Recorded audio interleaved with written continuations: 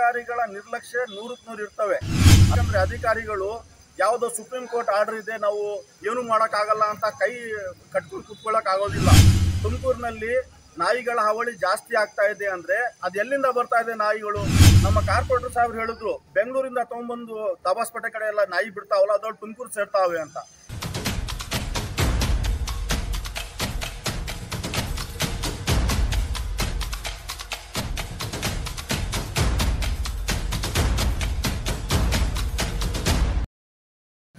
ತುಮಕೂರು ಮಹಾನಗರ ಪಾಲಿಕೆ ಅಸಿಸ್ಟೆಂಟ್ ಕಮಿಷನರ್ಗೆ ಇವತ್ತು ನಾವು ಒಂದು ಮನವಿ ಸಲ್ಲಿಸಿದ್ದೇವೆ. Association for protection of civil rights APCR ವತಿಯಿಂದ ನಮ್ಮ ತುಮಕೂರು ನಗರದಲ್ಲಿ ನಾಯಿಗಳ ಹಾವಳಿ, ನಾಯಿಗಳ ದಾಳಿ ಮಕ್ಕಳ ಮೇಲೆ ದಿನನಿತ್ಯ ಏನು ಜಾಸ್ತಿ ಆಗ್ತಾ ಇದೆ, ಅದಕ್ಕಾಗಿ ನಾವು ಒಂದು ಮನವಿ ಸಲ್ಲಿಸಿದ್ದೇವೆ. ನಮ್ಮ ನಗರ ಪಾಲಿಕೆ ಆಯುಕ್ತರು ಮತ್ತು ಬೇರೆ ಅಧಿಕಾರಿಗಳು ನಿರ್ಲಕ್ಷ್ಯದಿಂದ ಈ ಮಕ್ಕಳಿಗೆ ಏನು ಅನಾಹುತ ಆಗ್ತಾ ಇದೆ, ಅದು ಅವರ ಗಮನಕ್ಕೆ ತಂದಿದ್ದೇವೆ.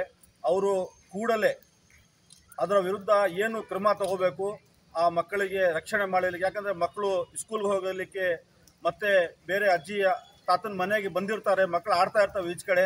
ಅಂಥ ಸಮಯದಲ್ಲಿ ಚಿಕ್ಕ ಮಕ್ಕಳ ಮೇಲೆ ಏನು ನಾಯಿಗಳು ದಾಳಿ ಮಾಡಿ ಅವ್ರಿಗೆ ಗಾಯ ಮಾಡ್ತಾ ಇದ್ದಾವೆ, ಮತ್ತು ಜೀವ ಹೋಗುವಂತ ಕೂಡ ಇದಾಗಿದೆ. ಬಟ್ ತುಮಕೂರು ನಗರದಲ್ಲಿ 2 ದಿನ ಹಿಂದೆ ದಾನಾ ಪ್ಯಾಲೇಸ್ ಕಡೆ ಘಟನೆ ಆಗಿರೋದು, ಆ ಮಗುವ ಜೀವ ಉಳಿದಿರೋದೇ ಕಷ್ಟ. ಮತ್ತು ಆ ಮಗುಗೆ ಸಿದ್ಧಗಂಗಾ ಆಸ್ಪತ್ರೆ, ಪ್ರೈವೇಟ್ ಆಸ್ಪತ್ರೆಯಲ್ಲಿ ತೊಗೊಂಡೋಗಿ ಸೇರಿಸಿದ್ದಾರೆ. ಜಿಲ್ಲಾ ಆಸ್ಪತ್ರೆಗೆ ಕರ್ಕೊಂಡು ಬಂದರೆ ನಮ್ಮ ಹತ್ರ ಸರ್ಜನ್ ಇಲ್ಲ ಅಂತ ಹೇಳಿದ್ದಕ್ಕೆ ಅವರು ಪ್ರೈವೇಟ್ ಆಸ್ಪತ್ರೆಗೆ ತೊಗೊಂಡೋಗಿ ಸೇರಿಸಿದ್ದಾರೆ. 1.5 ಲಕ್ಷ ರೂಪಾಯಿ ವೆಚ್ಚ ಕೇಳಿದ್ದಾರೆ. ಅದೆಲ್ಲ ಎಲ್ಲಿಂದ ಬಡವ್ರು ತೊಗೊಂಡು ಬರಬೇಕು?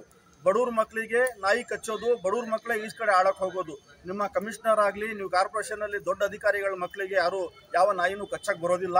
ಯಾಕಂದರೆ ನಿಮ್ಮ ಮಕ್ಕಳು ಸೇಫ್ಟಿಯಾಗಿ ನೀವು ಕಾರಲ್ಲಿ ಕರ್ಕೊಂಡು ಹೋಗ್ತೀರಾ. ಬಡಿ ಪಾಯಿಗಳು ಎಲ್ಲಿ ಹೋಗಬೇಕು? ಅದಕ್ಕಾಗಿ ದಯವಿಟ್ಟು ನಿಮ್ಮ ಮಹಾನಗರ ಪಾಲಿಕೆ ಅಧಿಕಾರಿಗಳು ಕ್ರಮ ವಹಿಸಬೇಕು. ಹೈಕೋರ್ಟ್ ಆದೇಶದ ಪ್ರಕಾರ ಯಾರಾದರೂ ನಾಯಿಗಳ ದಾಳಿಯಿಂದ ಮೃತಪಟ್ಟರೆ ಕಾರ್ಪೊರೇಷನ್ ವತಿಯಿಂದ 5 ಲಕ್ಷ ರೂಪಾಯಿ ಕೊಡುವಂಥ ಆದೇಶ ಇದೆ. ಆ ಆದೇಶ ಕೂಡ ನಾವು ಮಹಾನಗರ ಪಾಲಿಕೆ ಆಯುಕ್ತರಿಗೆ ಕೊಡ್ತಾ ಇದ್ದೇವೆ.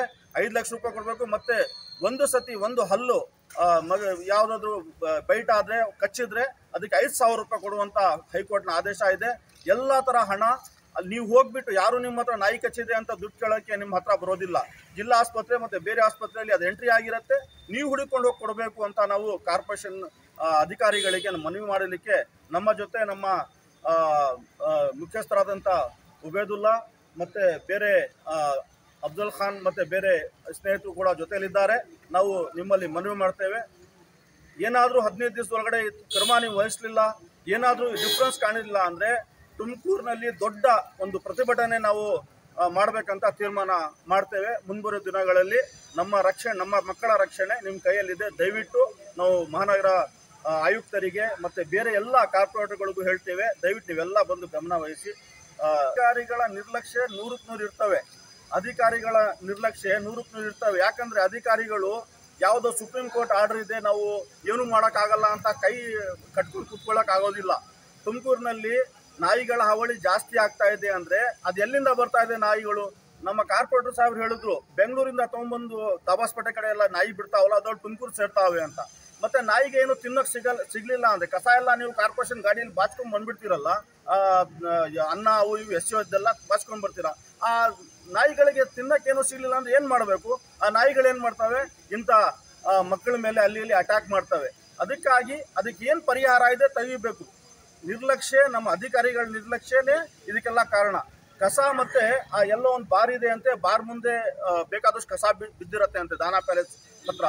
ಅಲ್ಲಿ ಹೋಗಿ ನೋಡಬೇಕು, ಆ ರಘು ಬಾರ್ ಮುಂದೆ ಇರ್ತದೆ ಅಂತ ಹೇಳಿದ್ದಾರೆ. ಅಲ್ಲಿ ಹೋಗಿ ನೋಡಬೇಕು, ಯಾವುದೇ ರೀತಿ ಕಸ ಇರಬಾರ್ದು. ಕಸ ಇದ್ರೆ ನಾಯಿಗಳು ಸೇರ್ತವೆ, ನಾಯಿಗಳು ಸೇರಿದ್ರೆ ಆಟ ಆಡೋ ಮಕ್ಕಳಿಗೆ. ಮತ್ತು ನಮ್ಮ ಆಯುಕ್ತರಲ್ಲಿ ಒಂದು ಮನವಿ, ಮೊನ್ನೆ ಒಂದು ಬೈಟ್ ನೋಡಿದೆ, ಒಂದು ನಮ್ಮ ಮೇಡಮ್ ಒಂದು ಹೇಳಿದ್ದಾರೆ, ಮಕ್ಕಳಿಗೆ ಈಚ್ ಕಡೆ ಬಿಡಬೇಡಿ ಅಂತ. ಮಕ್ಕಳಿಗೆ ಈಚ್ ಕಡೆ ಬಿಡ್ದಲ್ಲೇ ಮತ್ತೇನು ಮಕ್ಳು ಎಲ್ಲಿ ಹೋಗ್ಬೇಕು ಆಡೋದು? ಎಲ್ಲಾರ್ದು ಬಂಗ್ಲೆ ಇರ್ತದೆ, 5 ಎಕರೆ ಬಂಗ್ಲೆ ಇದಾವೆ ತುಮಕೂರಲ್ಲಿ.